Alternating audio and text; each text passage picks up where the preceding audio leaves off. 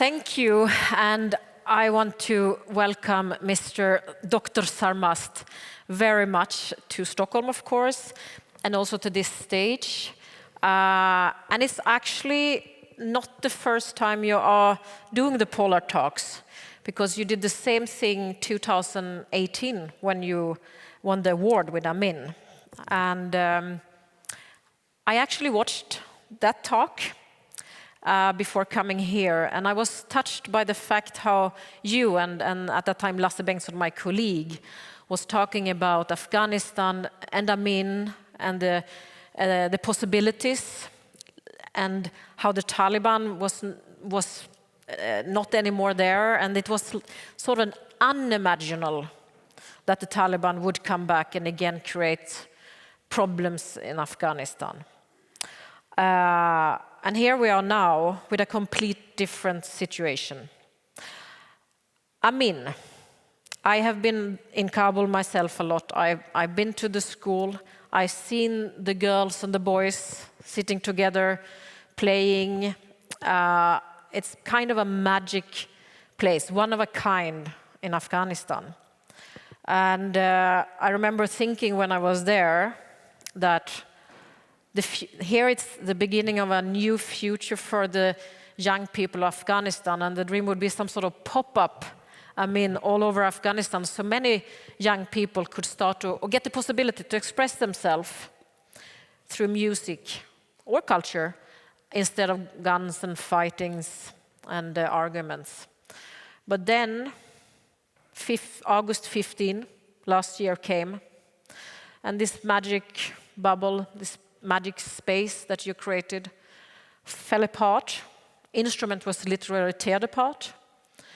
And it became like a dark period. And we met December 13. After that, big part of ANIM school was evacuated from, at that time, Doha in Qatar to Lisbon, their new home.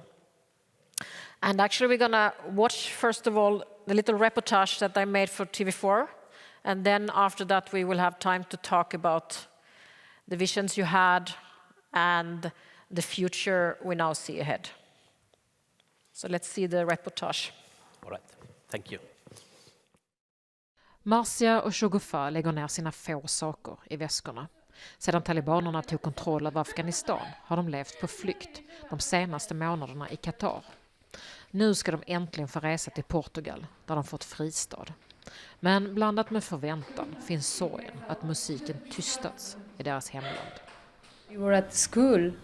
Yeah, we just left the school. Our teacher, he came and he said that leave the school because the situation is not good. The security is really bad. You have to go home. And we just leave everything. And it was really tragic for me. De båda flickorna är dirigenter i den afghanska flickorkestern Sora och har studerat på musikskolan Afghanistan National Institute of Music i Kabul. Hyllade över hela världen och vinnare av Polarpriset 2018. Men hatade av talibanerna som snabbt förstörde en del av deras instrument. Totalt har 272 musikelever, anställda och familjer nu evakuerats från Afghanistan och är på väg till Lisbon. En resa vi fått följa med på. Många av flickorna har i hela sitt liv fått kämpa för sin kärlek till musiken. Inte sällan har familjer tagit avstånd. I started music when I was 9 years old. But my family never accept that. When I play music, I feel free. That's the thing I really love about Zohar Orchestra. They're very strong and I really love them. They're like my real sister. Flykten för talibanerna har varit en kamp och den sista etappen mellan Qatar och Portugal har möjliggjorts av bland annat svenska näringslivskontakter mellan Polarpriset, det svenska företaget Novare och SAS. Den starkaste eldsjälen har dock varit Dr. Sarmast som driver skolan. I look like right now like a father who managed to save his over 150 children and was able to give them an opportunity to dream. They lost access to a place that they loved and a place that was called many times the happiest place in Afghanistan. that happiest place in Afghanistan now is turned into a military barrack or a command center of a Kani group. Instead of young people with musical instruments, currently in this place, Taliban are wandering with their guns. Tonårsflickorna är ledsna att lämna Afghanistan, men drömmer om att få spela sin musik igen i sitt nya hemland. I'm 18 years old and I didn't had a peace yet, but I want to start new chapter of my life with peace. Continue my music here, and I believe that one day I will return back to Afghanistan with more knowledge, with beauty of music, and teach the young generation there.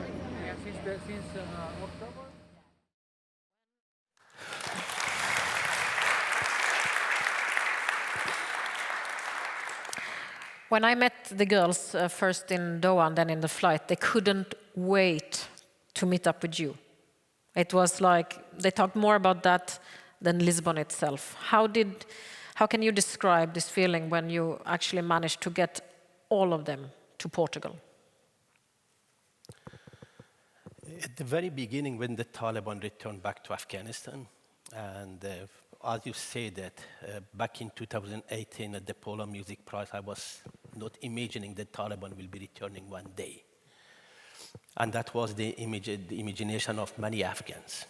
Many Afghans who worked very hard day and night to change Afghanistan, to build a better Afghanistan for everyone, an Afghanistan that embraces diversity and creates equal opportunity for everyone. I remember back May 2021, I remember back July 2021 when there was a lot of rumors that the Taliban will be coming and the republic gonna collapse. Still I could not believe, and no one could believe that the Taliban gonna sweep throughout Afghanistan in 10 days. And that clearly shows that the collapse of the republic, it was not a military defeat. It was part of a conspiracy. It was part of an international, if I'm going to call it conspiracy, probably it's too strong, but there were some arrangement made between Afghan politicians, between the international community and the Taliban. Taliban managed to capture power in less than 10 days without a fire, without a single fire. It clearly shows that people of Afghanistan become the victims of Afghan politicians, the victim of negotiation between the Taliban and the international community who paved the way for the Taliban. It was very clear that the negotiation between a terrorist group and the United States and the coalition who've been fighting terrorism in Afghanistan for 20 years had a negative impact and demoralized the Afghan army, Afghan politicians, Afghan civil society. That's how the Taliban ended up in power. It's not just they won a war. And therefore, that was not imagined. I did never imagine. I remember back in July 2021, when the fight intensified in Afghanistan, and that there was a time that people wanted to make a choice, whether they're standing with the Republic or they're going to side by the Taliban. Even in that time, it was ANIM, the Afghanistan National Institute of Music, we sided with the Afghan people. And we released 2 beautiful videos to promote independence, freedom, and also to encourage the Afghan army, in which we believed enormously, and we were confident that the Afghan army going to stand for the interest of the Afghan people. But of course, Afghan army was demoralized by Afghan politicians, by the peace talks with a terrorist group which has been given and presented to the world as a political force. I think your disappointments are words that many Afghans would agree with you. That was a big disappointment for how the international community worked in Afghanistan, especially the last years maybe, and how the Afghan military gave up and Kabul fell immediately. But I want to, because not everybody here actually might know so much about Amin and how this whole started. And I mean, the Taliban was in the government before 1996 to 2001. And then after 9/11, we all know that there was the big invasion and everything changed. And they slowly started to come back after sometimes around 2006. And there was a lot of fighting in the country, not so much in Kabul. But during this time, even though there was fighting, well-known corruption in the government, you came back to Afghanistan and decided to start a music school, a music that the Taliban decided to stop during their ruling. How did it start? Where did you got the idea from? I'm a strong believer in the soft power of music. When I'm talking about music, for me, music is not just entertainment. For me, music is a powerful force which can enormously contribute to the transformation of life, to the transformation of societies. And music can play a significant role in building bridges between different civilizations, ethnicities, and cultures. When I returned back to Afghanistan in 2006 first time, I just wanted to see what's happening. And then I noticed that definitely we cannot build a better Afghanistan without ensuring the musical rights of the Afghan people, without promoting culture in Afghanistan. I believe, and I said that in many times, that we might win the war. The Taliban might be joining the Afghan government. They might be part of a coalition. They might come even into power. But to defeat the Taliban, we have to give an alternative to the Afghan people. And for me, that alternative always was arts, culture, education, and music. Even today, when the Taliban are running Afghanistan, I see the only way forward in fighting the ideology of the Taliban. And to fight the ideology of the Taliban, we have to give an alternative to the Afghan people, and that alternative is education. And that's why we can see the result of the last 20 years. The Afghan youths, the Afghan women, they are much more stronger standing for their rights than in 1996 with the Taliban coming to power. Now you can see that the women of Afghanistan bravely coming on the streets of Kabul demanding their rights. The Afghan youths are coming on the streets of Kabul demanding their rights. And right now that the resistance has been formed in Afghanistan is the young people who this time are fighting the Taliban not under the banner of Islam, not in the banner of ideology or religion, but this time under the banner of freedom, equality, and brotherhood. And I mean, during those years is a proof that this was a very strong power. Like the girls we saw in the reportage, where their families sometimes don't accept, but they still choose the music. And I mean, you won the Polar Award, but also many other awards, and they've been seeing the word playing in different countries. What did this mean for them, for the Afghan young population, to see that Afghan culture, Afghan music can be that loved, not only in Afghanistan, but also internationally? The Afghan people, I normally, in order to see what the Afghan people are thinking about the Afghanistan National Institute of Music, about our programs, about our ensemble and orchestras, and about our social activism in Afghanistan, I was always turning to the social media. That's the place that you can see the pulse of the society. And the Afghan people were extremely proud of the work of the Afghanistan National Institute of Music. They were very proud of the work of the Zor Orchestra, of the National Symphony Orchestra. Each time we've been traveling around the world with one of our ensemble and orchestras, the feedback that we were receiving within the community in Afghan society, it was huge. If I'm not overstating, in 2017, after the first international tour of Zor Orchestra to Europe, when we returned to Afghanistan, the orchestra was met in Kabul airport with flowers. Those flowers were not members of the families. They were flowers, and there was a big crowd of people who come to the airport with the flowers to welcome their heroes. That's how the people were thinking about the Afghanistan National Institute of Music.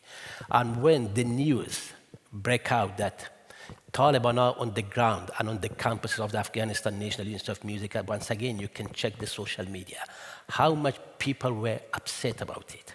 Even today, the people of Afghanistan are linking their hopes about the future of music in Afghanistan with ANIM, with our ensembles, with our orchestras, and with our commitment to the musical culture of Afghanistan. Yeah, very true. I mean, it was a big hope with Amin to see everybody, and so loved. You also had a lot of threats over those years, but still more love, as far as I remember from Afghanistan. Let's talk about those threats.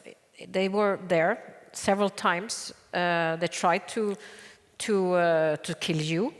They tried to attack the school. But also, why? Why? And now, of course, the first thing they did when the Taliban took power, August 15, one of the first things was to close the school, and quickly the pictures of destroyed instruments started to come online. Why is this, if you can even try to explain it, why is it so dangerous for the Taliban? Why are the enemy with the music? Taliban are the enemies of the happiness of the Afghan people.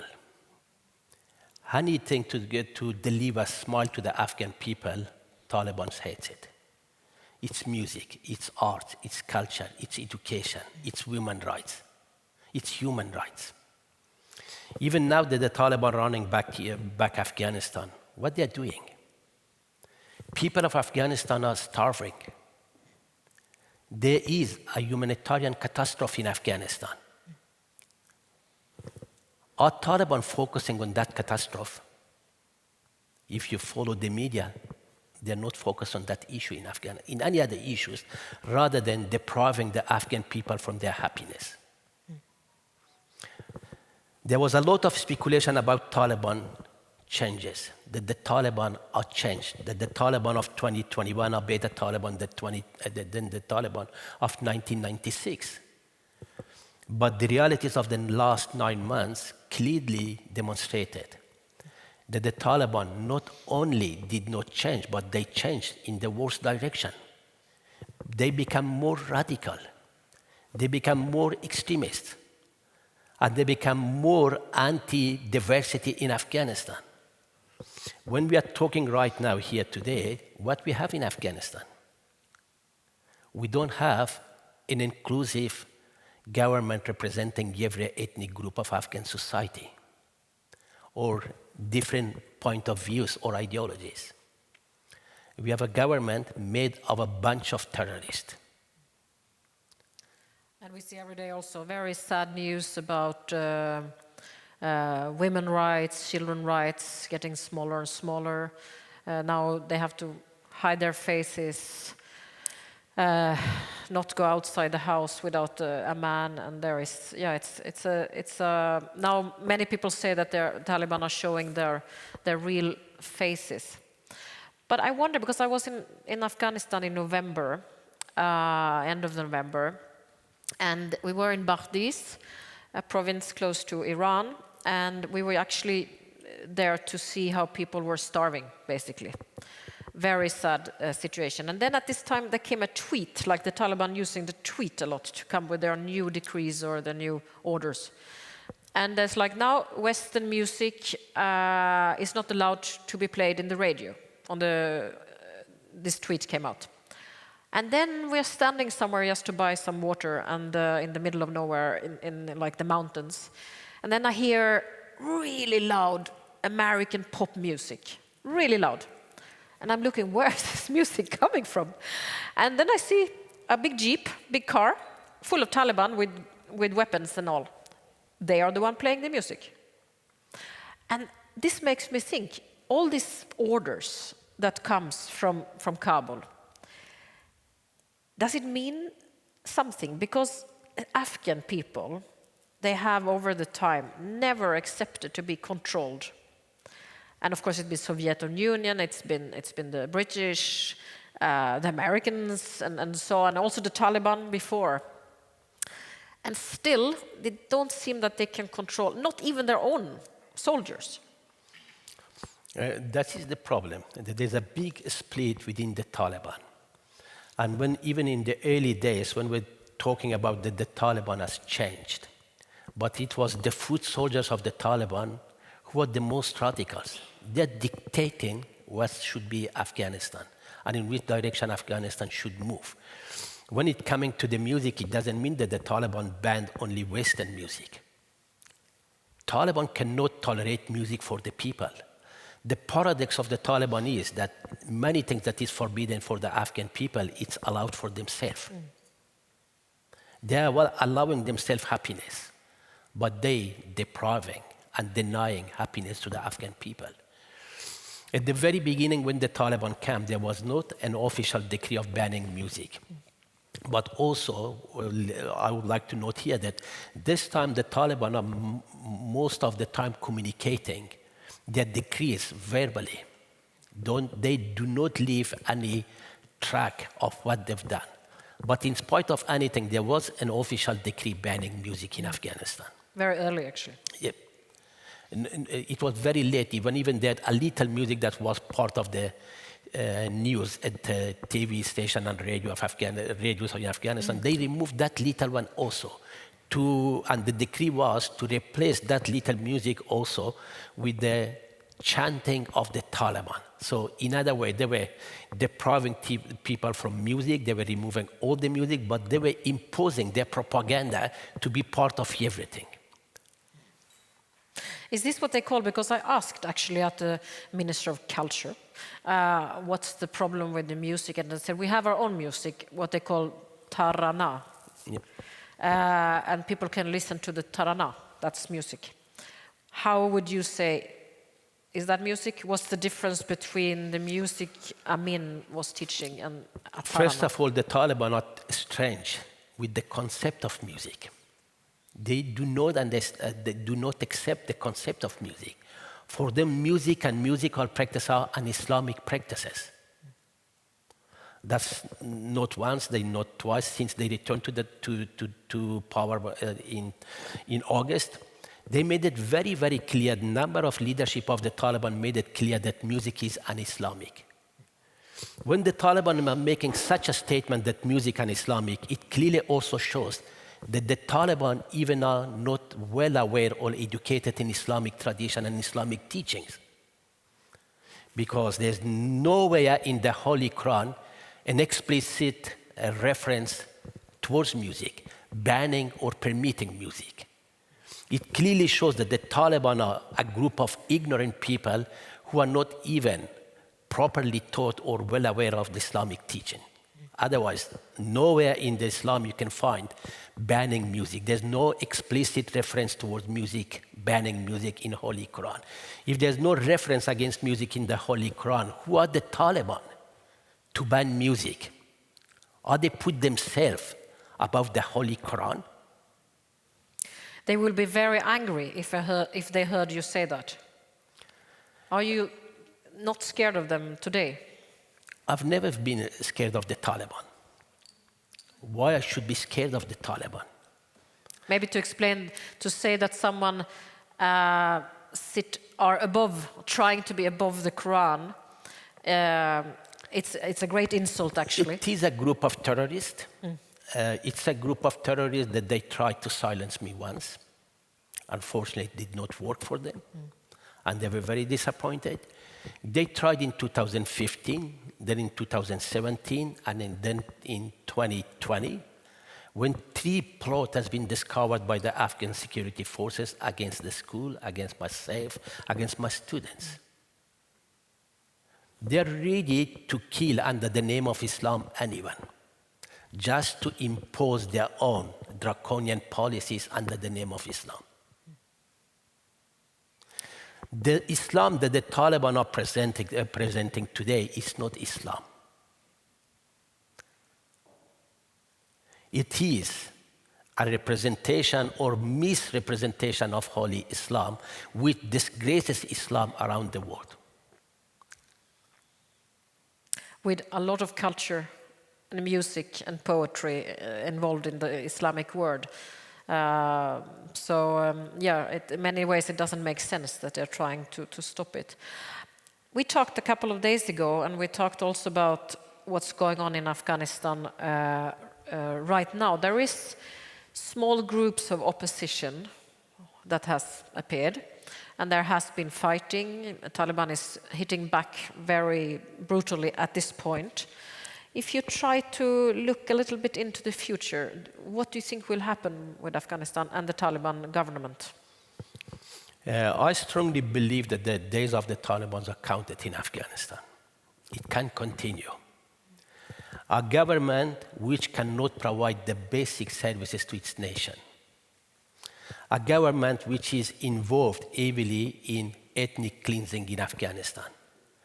A government in a country which is made of many ethnic groups tries to impose one particular group on the rest of the people and continuously, on a systematic manner, is involved in displacing people, in ethnic cleansing, in discrimination and repression and tyranny against minorities cannot live long. A government who disrespects the very basic human rights of its people. A government who put in prison half of the population, the women of Afghanistan. This kind of government cannot be there for long. And right now, I'm very pleased that right now, unlike 1996, that there was only military opposition to the Taliban, but this time, the people of Afghanistan are not only involved, they are not only taking back arms against the Taliban, but they are also publicly, bravely, without any fear, resisting the Taliban. Just day before yesterday and today, when the Taliban banned and forced TV presenters, women TV presenters, to wear a mask to fully cover their faces on the TV stations of Afghanistan. I'm very proud of the Afghan women and men of Afghanistan who also put masks and appear on the TV station without being fearful of the Taliban. That's how the people of Afghanistan are saying no to the tyranny of the Taliban. Mm.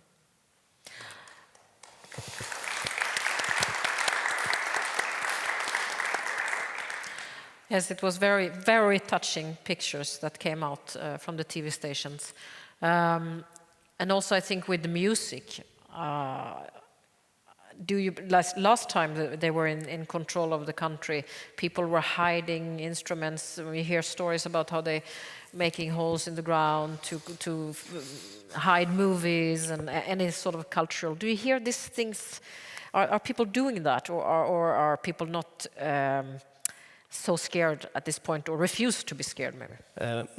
They are not so scared of the Taliban, but there was a moment after the return of the Taliban that people were scared for having musical instruments in their homes, when the Taliban began home-to-home searches in Afghanistan. They allowed themselves to go home to home to search and to inspect how the people of Afghanistan are living.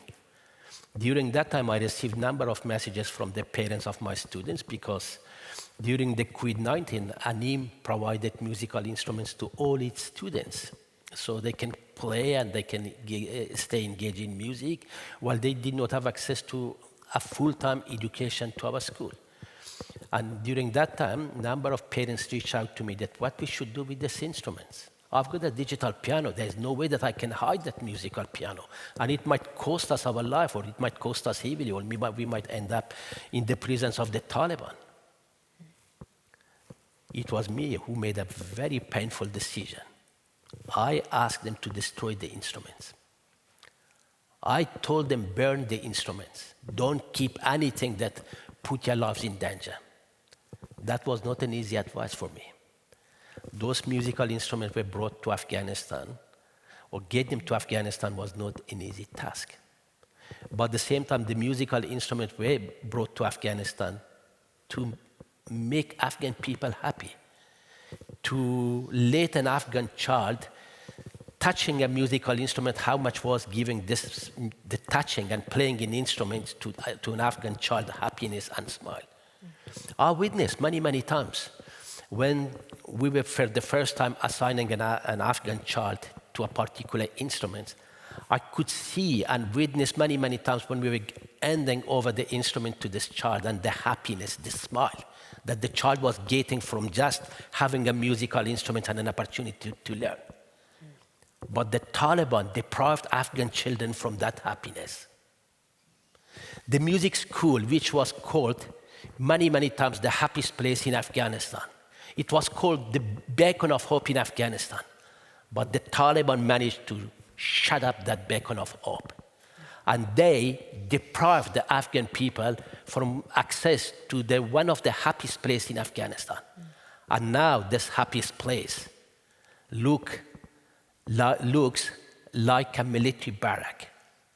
A group of Haqqani terrorists are established in the Afghanistan National Institute of Music. The places, the practice rooms that was once giving happiness to the Afghan kids, a place that was full of music all the time, now it's filled by gangs, by the people who silenced the Afghan people, by the same terrorist group who denies the musical rights of the Afghan people. The same group established themselves in the happiest place and using this happy place as a military barrack. It also shows the power of music and the Taliban's and the Haqqani network's fear of the happiness in the music. Otherwise, they wouldn't have put their base there in the heart of Amin. I'm not sure how much Taliban are scared of the power of music or it's the ignorance. But definitely they cannot avoid the power of music. Through music, we can pass our messages to far distances of Afghanistan. And that's why they're scared of. So you understood quite immediately when the Taliban took control over Kabul, even though it surprised the world and many Afghans, I think, that you needed to get all of them out. What were you worried, what were you afraid could happen to the girls and the boys in the orchestra? Everything that we've been doing in the Afghanistan National Institute of Music, it was in sharp conflict with the ideology of the Taliban. Promoting music and music education, of course, it's against the ideology of the Taliban. Empowering and promoting gender equality, it is against the ideology of the Taliban. Co-education, that's something that the Taliban cannot even imagine that boys and girls can study together. Promoting diversity, musical diversity, and being engaged in people-to-people and intercultural diplomacy between Afghanistan and the international community, they are the areas that made the Taliban, that made us an enemy of the Taliban. The past policies and practice of the Taliban against music was very clear. The memory was too close to forget what Taliban did to music and musicians during their first reign in power. And also knowing the activity of the Afghanistan National Institute of Music and all those audio and video clips that we released to promote independence, freedom of expression, freedom in Afghanistan, and also to those video clips and music that we released and we've been using to enlighten the Afghan people and to informing the Afghan people about the danger of extremism and radicalism. They were all reasons that we knew that if the Taliban going to come into power, of course, our faculty, our students, our staff will be subject of discrimination and probably arrest, or maybe I can't overestimate, but that was obvious that the Taliban not going to forgive the Afghanistan National Institute of Music, and that's why there's thousands of schools in Afghanistan. But the Afghanistan National Institute of Music was the only institution, only educational and cultural institution of Afghanistan that Taliban sent tens of armed forces to bring under control that institution. Even now that we are talking here, this is the only educational and cultural institution alongside women's schools of Afghanistan that are closed and shut down. From the 15th of August until now, ANIM staff, faculty, students, they lost access to this happiest place. They cannot enter. at all? No, we were not allowed to go there. Some of our musical instrument has been destroyed. Our medical clinic has been looted. The transportation of the school has been taken away. The bank account of the school was frozen. And the property of the school, we owned 8 buildings. Where are these buildings? They were all confiscated. Some have been given to other institutions. I built a beautiful 3-story dormitory for girls. Even before we managed to opening that dormitory, it's been taken away, and now it's part of Authority for Technical and Vocational Education, which they're using it for their offices. I don't know what's happened with the furniture.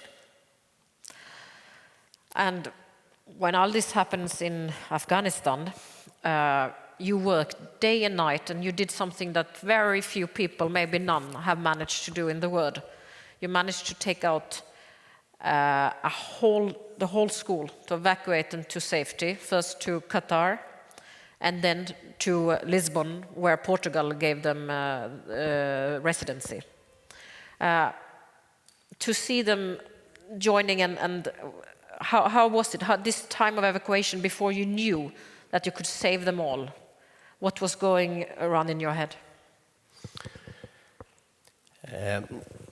Since 13th of August, when the Taliban reached the gate of Kabul, it was obvious that they're gonna be in town very shortly.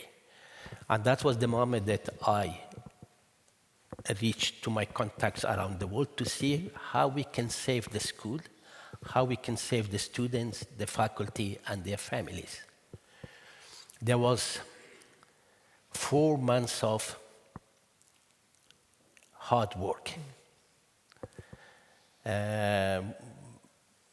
Work that we did not want to give up. The first attempt to evacuate the school community was on the 28th of August, when we mobilized and we organized our groups in 7 buses, and we've been given clearance by the United States that they would be able to get us out of Afghanistan. We've been 17 hours around the airport. Very dangerous. First in North Gate, and then to South Gate, and then back into Mine Gate, and then back to the South Gate.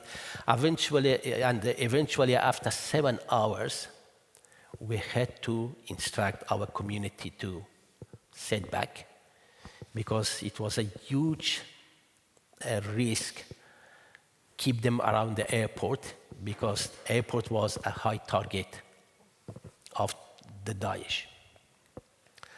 So after the 28th, when the Kabul airport was closed and the international peacekeeping forces left Afghanistan, but still we did not give up. We could not give up. We could not allow the dreams of hundreds of boys and girls to be lost.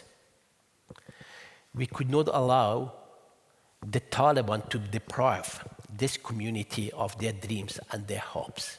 So we regrouped, we reached to the government of Portugal to see if the offer is still there.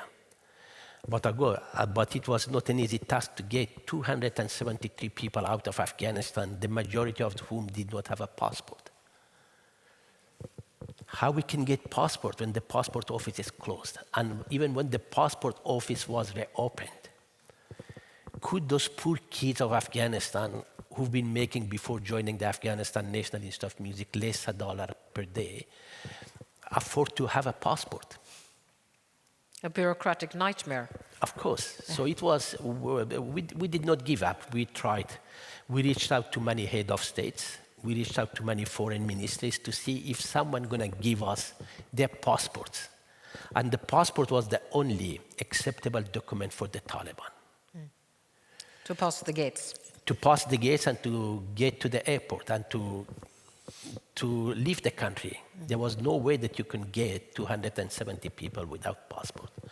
But I'm very, very pleased that with the support of many friends from around the world, and also a country who has very strong influence on the Taliban and a very good relationship with the Taliban, We were able to get passports for every member of our community, but eventually everyone were evacuated from Afghanistan. But they were not evacuated in one bunch. So the first group of members of the ANIM community who left, it was people who hold passports. So, but in this group, there was about 15 female students who had service passports, which is an official passport. But that passport was already cancelled by the government of the Taliban or by the Taliban. But that was acceptable to the government of Qatar to get our students out. So in the airport, that became an issue. But thanks to the involvement of our Qatari friends, we managed to pass that obstacle. When the first 100 group of people left Afghanistan, I could not believe that they're going to leave. I was on the phone with Kabul. I was 2 phones, my laptops, and my son and my daughter were helping me with troubleshooting and calling to Afghanistan, calling to Qatar, calling to other countries to make sure that everyone leaves. This 100 people, no one is turned away. And after a number of dramas that emerged in the airport, and eventually when everyone was in the airplane, the first 100 people, I still was not sure that the plane going to take off and they will be allowed to leave Afghanistan. And I was in continuous contact with my staff on the ground. And when the airplane began running on the runway, a member of my team sent me the videos.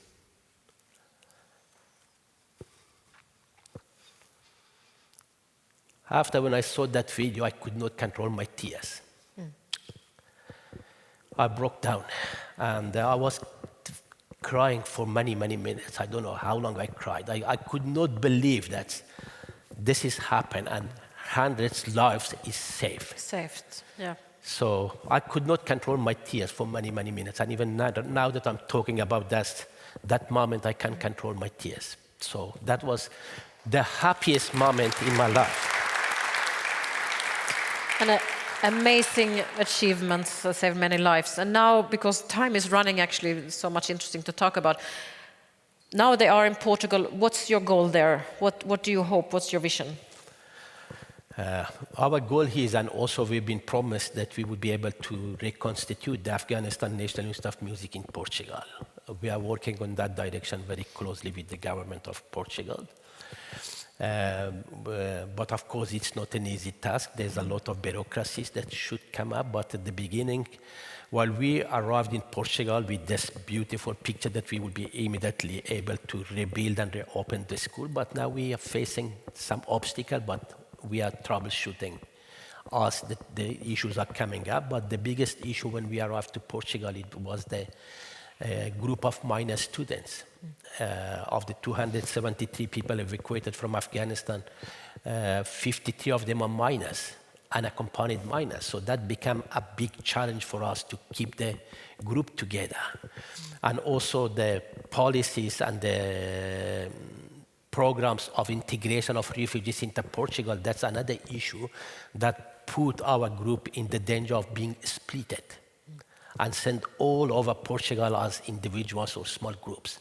That was also an issue that I personally could not allow to happen, because it has a number of consequences. First of all, it was a trauma for the kids to be splitted from each other and sent to different parts. For me, in educational perspective, it's also counterproductive to the well-being of our students. But also for the mission for which we've been evacuated from Afghanistan and brought to Portugal, to rebuild and revive Afghan musical tradition and preserve musical tradition in exile for better days for the Afghan people, and also to train a group of or an army of educated musicians and get them ready for better days to Afghanistan. That was also in jeopardy. And therefore, we moving slowly but steadily towards the constitution of the school. But while I'm sitting here, I'm very pleased to say that all ensemble and orchestras of the Afghanistan National Institute of Music has been reestablished, reformed, and are fully functioning.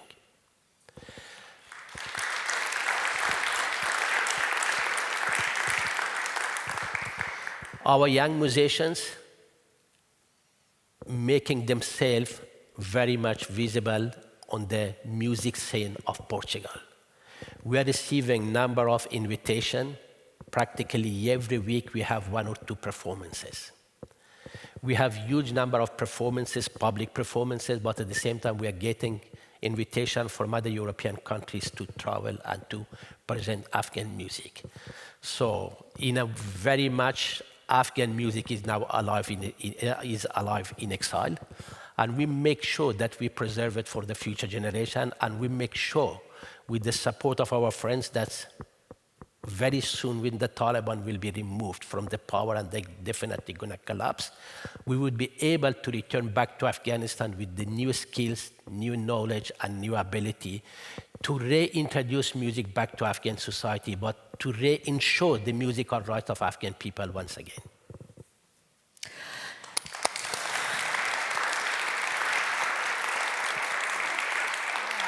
I think our time just ran away, and we even passed a little bit. But me, and I think also the audience, are so grateful to hear that there will be music in Afghanistan again.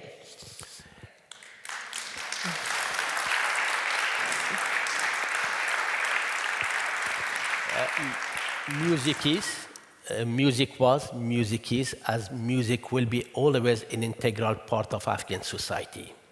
The Taliban may manage to silence the Afghan people now, but they cannot take music from the heart and from the brain of Afghan people.